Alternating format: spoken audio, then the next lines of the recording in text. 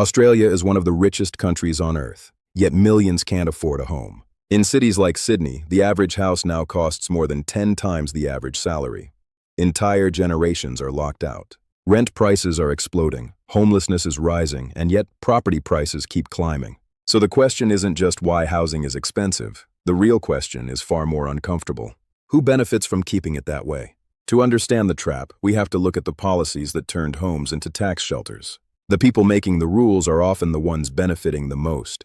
It's a conflict built into the foundation. As supply fails to meet demand, the gap between the haves and have-nots becomes a chasm. Is there a way out?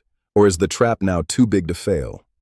The answer lies in who we choose to protect. Owning a home used to be considered the Australian dream. For decades, it was achievable, a standard expectation. Average families could buy a house in their 20s, often on a single income. It was the bedrock of the middle class. But something changed. A fundamental shift in the foundation of the country. A quiet transformation that most didn't notice until it was too late. Today, Australia has some of the most expensive housing in the world. It's no longer a ladder, it's a wall. In cities like Sydney and Melbourne, median home prices have soared beyond $1 million. A number that was once a fantasy is now the entry point. Young professionals with stable jobs, doctors, teachers, engineers, now struggle to buy even small apartments. They are locked out of the very cities they build. The dream is being replaced by a reality of permanent rent. And the problem keeps getting worse. The competition is fierce, and the stakes are life-altering. So what happened?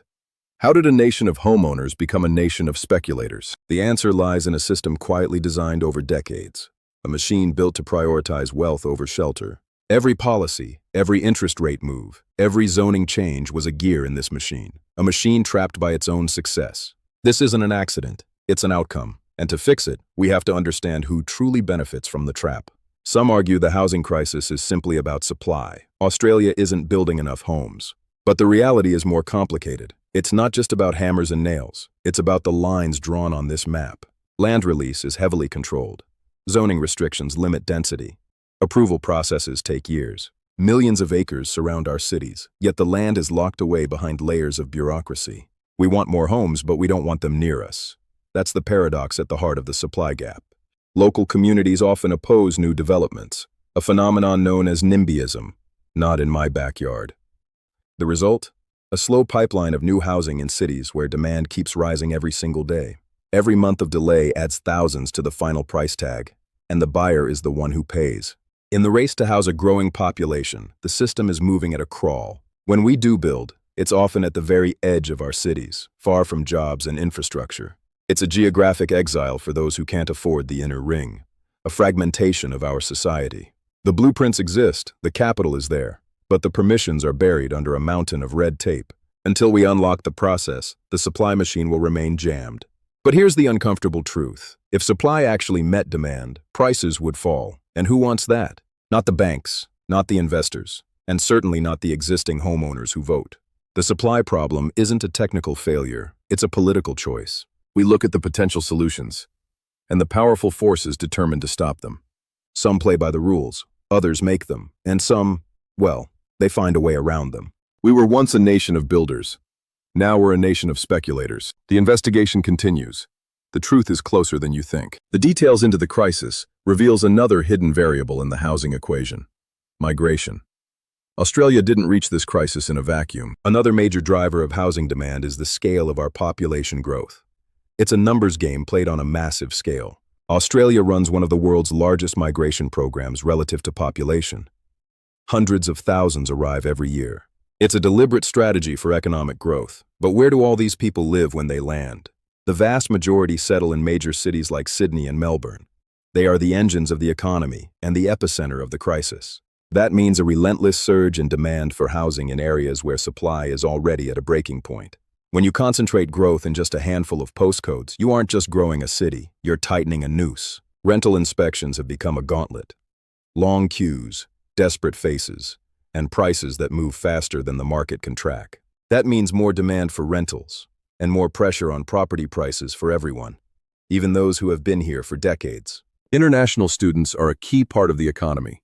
They bring billions to our universities, but they also need a place to sleep. In suburbs like Carlton or Chippendale, the pressure is extreme. a single room can cost more than a week's wages. The result is overcrowding, subletting in the shadows, a hidden world of housing that the official stats barely touch.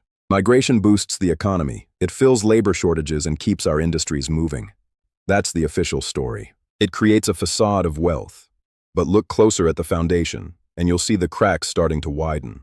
But without matching housing supply, it also tightens the market until it snaps. You can't add millions of people without building millions of roofs.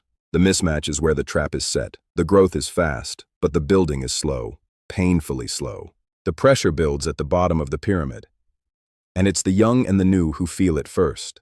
It's a policy of extraction. We extract the labor and the tuition, but we don't provide the infrastructure for life. Every new arrival is a new competitor in the arena, and the arena is getting smaller every day.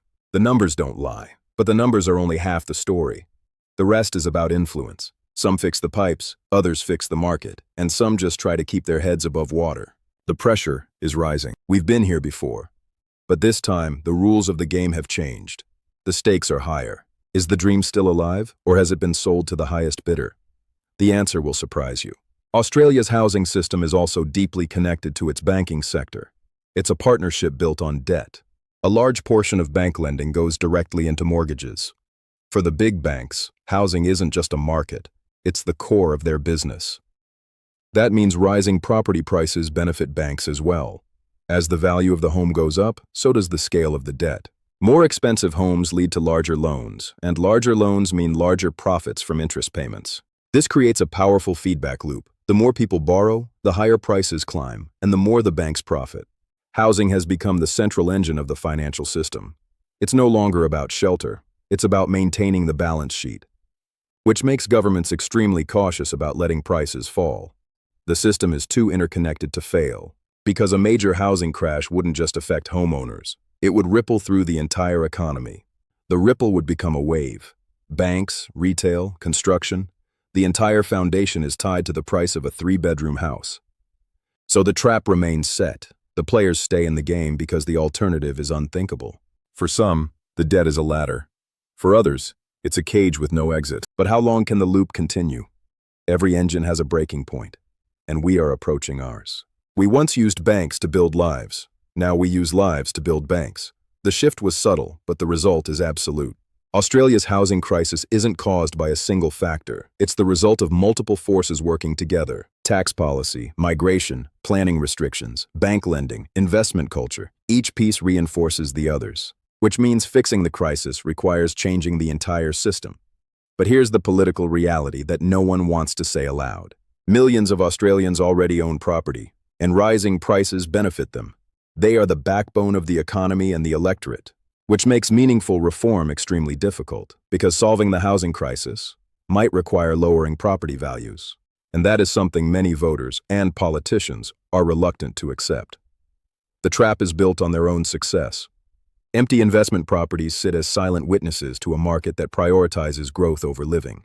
While thousands commute from the fringes, the heart of our cities is increasingly locked away. The ledger is closed for now, but the investigation never truly ends. The question is, whose dream are we protecting? Some watch the numbers, others watch the doors, and some, they just wait for the right moment to strike.